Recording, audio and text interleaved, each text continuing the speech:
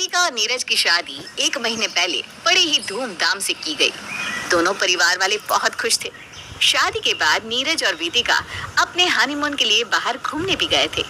वहां से लौटने के बाद वेदिका अब अपने ससुराल की जिम्मेदारी उठाना सीख रही थी। वेदिका, तुम तो जल्दी ही सब कुछ सीख रही हो। अच्छा है, अब सब कुछ तुम ही संभाल लेना आगे। जी माँ जी, मेरे चाचा चाची का फोन आया था।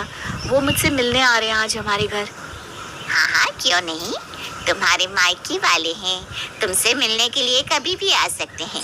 उनकी अच्छे से खातिरदारी करना, ठीक है? जी ठीक है माँ जी। वेदिका अपने चाचा चाची के लिए काफी तैयारियां करती है। नीरज से नाश्ता भी मंगवाती है और मिठाइयाँ भी, और अपने चाचा चाची को देने के लिए गिफ्ट्स भी मंगवाती है। शाम को उसके चाचा चाची आते हैं। क्या करे, वेदिका हम सबकी लाडली है और हमारा परिवार भी काफी बड़ा है समधन जी। हर कोई वेदिका को याद करता है। हाँ भाई साहब, कोई बात नहीं, ये भी आप सबका ही तो घर है। वेदिका की याद आए तो आप कभी भी आ सकते हैं। तू बड़ी भाग्यशाली है वेदिका, जो तुझे इतनी अच्छी सास मिली है। अरे आप ये लीजिए ना मिठाई, ये यहाँ के मशहूर हलवाई की मिठाई है। वेदिका के चाचा चाची रात का खाना खाने के बाद चले जाते हैं।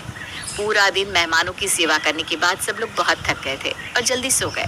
अभी सुबह के 7 ही बजे थे कि कोई दरवाजे के बाहर जोर जोर से घंटी बजाने लगा।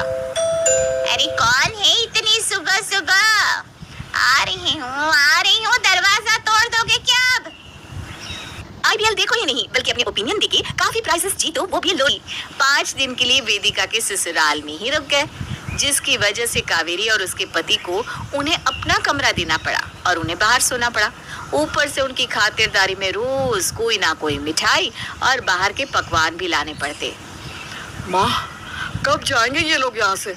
मेरी आधी सैलरी तो इनके चाय नाश्ते में ही चली गई है। ऐसा नहीं कहते नीरज, ये वेदिका के मायके वाले हैं, तो साथ चले जाए। क्या करे, काम आ गया है जरूरी।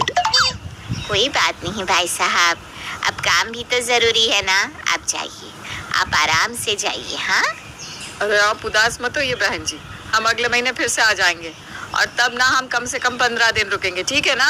अब तो खुश हो जाइए आप। 15 दिन?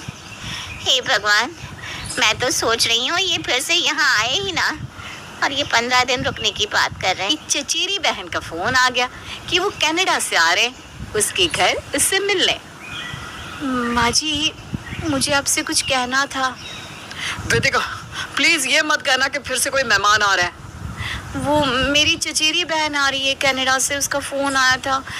वो और उसके पति रात को आ रहे हैं यहाँ। हे भगवान, फिर अपना कमरा छोड़ना पड़ेगा। ठीक है, तू तैयारी कर ले उनके आने की। ठीक है माँ जी। माँ, आपने कुछ कहा क्यों नहीं? ये रोज रोज मेहमानों से मैं तो परेशान हो गया हूँ। अब बहू को क्या कहें? उसकी वेदिका के घर आते हैं। ओ वेदिका, बहुत टाइम हो गया तुझसे मिले, कैसी हो तुम? मैं बिल्कुल ठीक हूँ दीदी, आप कैसे हैं? हमने सोचा तुम्हारी शादी में तो हम आ नहीं पाए, तो क्यों ना अभी कुछ दिन तुम्हारे घर रुक के तुम्हारे साथ वक्त बिताया जाए। और नीरज, तुम हमें शहर भी घुमा लाना, ठीक है ना? हाँ क्यों नहीं। अब मुसीबत गले पड़ी गई है तो भागने से क्या फायदा। कुछ कहा क्या? मैं कह रहा था कि आपको कोई मुश्किल नहीं होगी, मैं आपको अच्छे से घुमाऊंगा शहर। रिया और उसके पति की कनाडा के स्टाइल के रहन सहन की वजह से घर में सबको दिक्कत हो रही थी, पर अब मेहमानों को कोई कह भी क्या सकता था। अरे बहू, आज भी ये घास फूस बनाया है। 2 दिन से ये खाना खा खा कर मेरा पेट दुख रहा है। माँ जी, रिया और उसके पति को ऐसा ही खाना खाने की आदत है, इसीलिए बनाना पड़ता है। मुझे तो आज तो आलू के पराठे बना के दे, मैं नहीं खा सकती ये घास फूस अब। और हाँ, मैं भी आज चैन की नींद सोना चाहता हूँ। शहर घुमाने के चक्कर में कितना थक गया हूँ मैं। हाँ, मैं भी आप दोनों के लिए पराठे बना देती हूँ। और बजती है दरवाजे की घंटी। अब इस वक्त कौन आ गया? मैं देखती हूँ माँ जी। तू जाके पराठे बना ले बहू, मैं देखती हूँ। ठीक है माँ जी। कावेरी जैसे ही दरवाजा खोलती है तो वहाँ होते हैं वेदिका के मामा मामी। हे भगवान, क्या हुआ भाई? अरे वेदिका बहू, शगुन नहीं लिया तुमने अपने मामा मामी से? शगुन कैसा माँ जी? भाई साहब, हमारे परिवार में ना रिवाज है कि बहू के मायके से जो भी मेहमान आते हैं उन्हें बेटी को 1100 का शगुन देना होता है। 1100 शगुन? इसलिए वेदिका, चलो ले लो अपने मामा मामी से शगुन, चलो चलो।